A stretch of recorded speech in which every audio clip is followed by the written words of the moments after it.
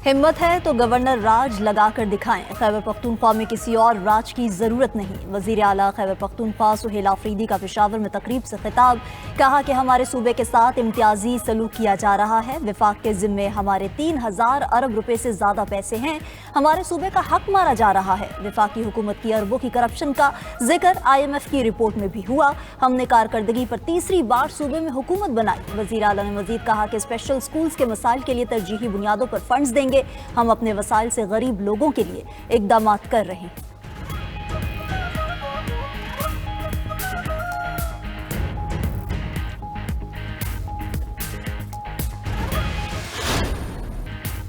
Governor राज आइन का हिस्सा है, मार्शल लॉ नहीं। सरकारी वसाइल से इस्लामाबाद पर हमलावर होना गैर आइनी है। वज़ीर कानून आजम नज़ीर तारड़ का कौमी असम्बली में इज़हार ख्याल। कहा कि नवाज शरीफ को भी इक़्तिदार से हटाया गया था। हमने तो नहीं कहा दारुल हुकूमत पर हमला करेंगे। PTI का असेंबली छोड़कर जाने का फैसला गलत था। धमकियां देने से ऐवान फतह नहीं होते। सियासत को अना का मसला नहीं बनाना चाहिए। जाती मफाद के लिए रेड लाइन अबूर नहीं करनी चाहिए।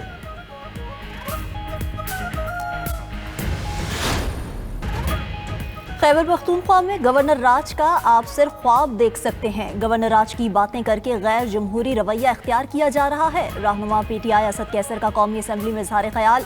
कहा कि हुकूमत का खैबर पख्तूनख्वा के साथ सौतेली माँ जैसा सलूक है। चेयरमैन PTI बैरिस्टर गौहर ने कहा, हमें कहा जा रहा है खैबर पख्तूनख्वा में गवर्नर राज लगाएंगे। गवर्नर राज की बातें चयमगोइयाँ हैं। सूबा गवर्नर राज का मुतहम्मिल नहीं हो सकता। हम जमहूरियत के लिए ऐवान में मौजूद हैं, वरना बाहर असेंबली लगा लेते। जमानत देते हैं PTI असेंबली पर कभी हमला आवर नहीं होगी। इस असेंबली में क्या कुछ नहीं होता रहा सबको मालूम है। अवाम के वोट से वापस आएंगे और तरामीम को वापस करेंगे।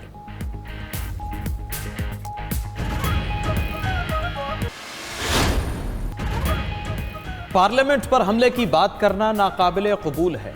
कल एक मेंबर ने अपोजिशन लॉबी में कहा वो चेयर तक जाएंगे। उन्होंने शौक पूरा करना है, जरूर कर लें। स्पीकर कौमी असम्बली सरदार याद सादिक ऐवान में इजहार ख्याल करते हुए कहते हैं कि ये भी कहा गया कि कौमी असम्बली और सेनेट की कार्रवाई को चलने नहीं देंगे।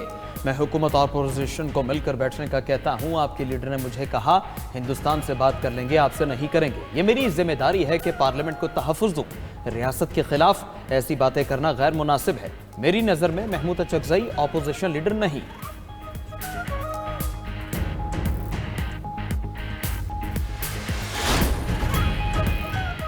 जेल की मुलाकात इसलिए नहीं होती कि फौज को बदनाम करो। जेल की मुलाकात कानूनी मुशावरत के लिए होती है। वजीर इत्तलात अता तारड़ का कौमी असम्बली में इज़हार ख्याल। कहा कि PTI दौर में नून लीगी रहनुमाओं को जेलों में भेजा गया। PTI का लीडर कहता था नवाज शरीफ की सहूलियात खत्म कर दूंगा। हमने PTI दौर की तलखियां बर्दाश्त की हैं। पीपल्स पार्टी के रुकन असम्बली आगा रफ़ीउल्लाह ने कहा, पार्लियामेंट पर हमले के महमूद अचकज़ई के बयान की मुज़म्मत करता हूँ। पार्लियामेंट पर हमला करना पाकिस्तान पर हमले के मुतरादिफ होगा।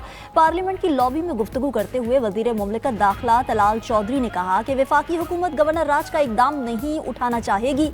दूसरी तरफ वालों को भी सोचना चाहिए, चीज़ों को इस हद तक ना लेकर जाया जाए।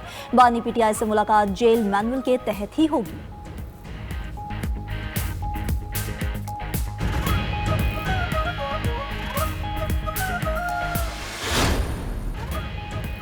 बदमाशी करेंगे तो गवर्नर राज लग सकता है, तड़ी लगाएंगे तो फेंटा लगेगा। सेनेटर फैसल वावडा की पार्लियामेंट हाउस के बाहर मीडिया से गुफ्तगू। कहा कि खैबर पख्तूनख्वा के वजीर आला अपनी जिम्मेदारियां निभाएं। अगर वजीर आला जिम्मेदारी नहीं निभाएगा तो गवर्नर राज लगेगा।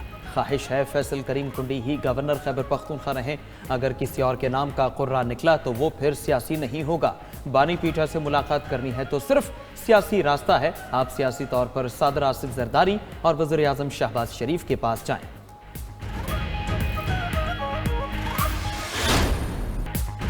चीफ ऑफ डिफेंस फोर्सेस के नोटिफिकेशन में कोई इशू नहीं, ये एक सादा मामला है। नोटिफिकेशन हो जाएगा। वजीर कानून आजम नज़ीर तारड़ की गुफ्तगू। कहा कि नोटिफिकेशन पर किसी को परेशान होने की जरूरत नहीं। वजीर आजम शहबाज शरीफ मुल्क से बाहर थे। वजारत दिफा इस मामले को देख रही है। हो सकता है फाइल वर्क हो चुका हो। वफाकी वजीर इत्तलात अता तारड़ ने कहा कि CDF के मामले को सोशल मीडिया पर इशू बना दिया गया।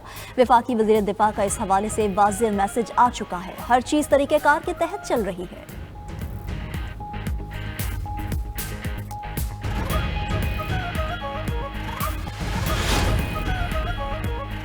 फील्ड मार्शल सैयद आसिम मुनीर से मिस्री वज़ीर ख़ारजा बदर अहमद मोहम्मद अब्दुलाती की मुलाकात। दिफा, सिक्योरिटी, तरबीती ताउन और इलाकाई अमन इस्तेहकाम पर तबादला ख्याल।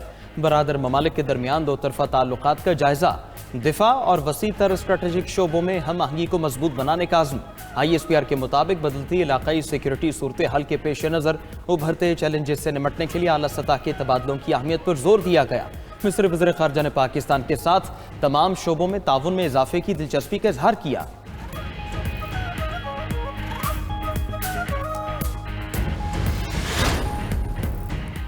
बैरून मुल्क जाने वाले पाकिस्तानियों को ऑफलोड करने की खबरें बेबुनियाद हैं। Director FIA captain retired Ali Zia की न्यूज़ कॉन्फ्रेंस।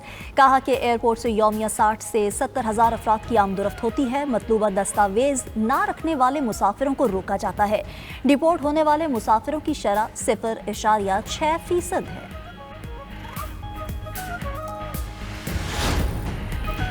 भारतीय वजीर दिफा के पाकिस्तान के खिलाफ बयान पर कनाडा में सिख बरादरी का एहतजाज। सिखों का भारतीय हाई कमीशन के सामने मुजाहिरा।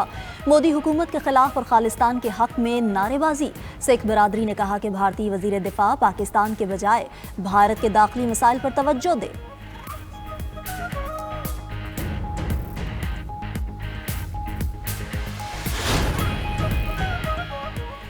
दुनिया में बढ़ती कशीदगी के बायस असले हसास कंपनीज की आमदन में रिकॉर्ड इजाफा। आलमी तहकीकाती इदारे स्प्री ने 2024 में दुनिया की 100 बड़ी असले हसास कंपनीज की आमदनी का डाटा जारी कर दिया। रिपोर्ट के मुताबिक असले हसास कंपनीज ने एक साल में $679 अरब कमाए। फहरिस्त में इलॉन मस्क की कंपनी SpaceX भी शामिल है। 2024 में अमेरिका की 100 में से 39 कंपनीज की आमदनी $334 अरब रही। रूस यूक्रेन जंग के बाद यूक्रेन की दिफा इंडस्ट्री की आमदनी में 40% इजाफा रिकॉर्ड हुआ। साबिक वज़ीर आज़म शेख हसीना वाजिद ने 2009 में बगावत के दौरान फौजी अफसरान के कत्ल का हुक्म दिया। बगावत के दौरान 74 अफराद हलाक हुए थे। हलाक होने वालों में दर्जनों आला फौजी अफसरान शामिल थे। बांग्लादेश कमीशन की रिपोर्ट में इंकशाफ। रिपोर्ट के मुताबिक भारत मंसूबे में मुलव्विस था ताकि फौज को कमजोर किया जा सके। बांग्लादेश के अबूरी सरबराह मोहम्मद यूनुस का कमीशन रिपोर्ट का खैर मकदम। कहा आखिरकार सच्चाई सामने आ गई।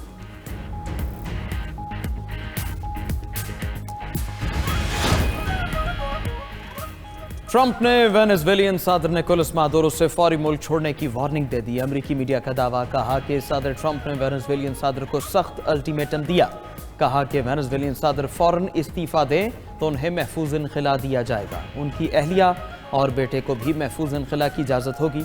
सदर मादुरो ने अपने मुमकिन तमाम जराइम पर आलमी मुआफ़ी का मुतालबा किया। मादुरो ने मुसल्लह फ़ौज पर इख्तियार बरकरार रखने की भी शर्त रखी। अमेरिका ने वेनेजुएलियन सदर की शराइत को तस्लीम करने से इनकार कर दिया।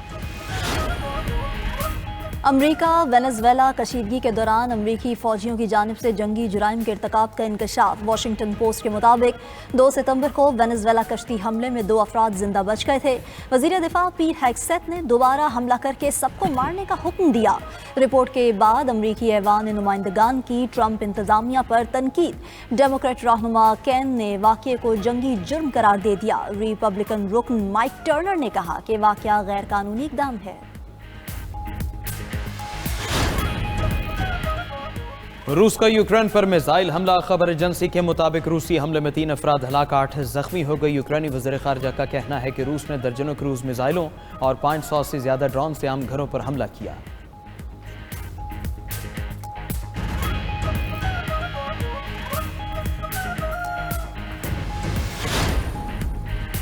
इसराइल की गजा जंगबंदी की मुसलसल खिलाफ वर्जियाँ जारी। सेहोनी फौज के रफा शहर में हमले से मजीद 4 फलस्तीनी शहीद, मुतादिद जख्मी हो गए।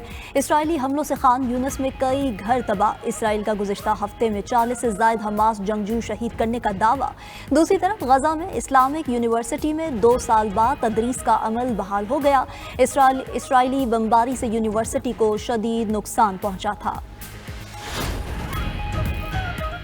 एशियाई ममालिक में बारिशों और सैलाब से 1140 से ज़ायद हलाकतें।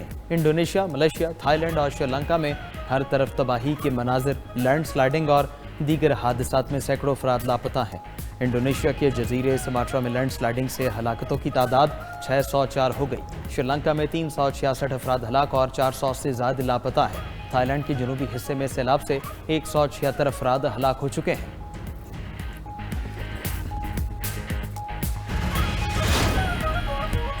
समुद्री तूफान दितवा ने भारत में भी खतरे की घंटी बजा दी। तमिलनाडु और आंध्र प्रदेश के साहिली इलाकों से तूफान टकराने का इम्कान। तूफान के जेर असर भारतीय रियासत तमिलनाडु के साहिली इलाकों में शदीद बारिशों से नशेबी इलाके ज़ेर-ए-आब। 50 से ज़ायद परवाजें मनसूख कर दी गई।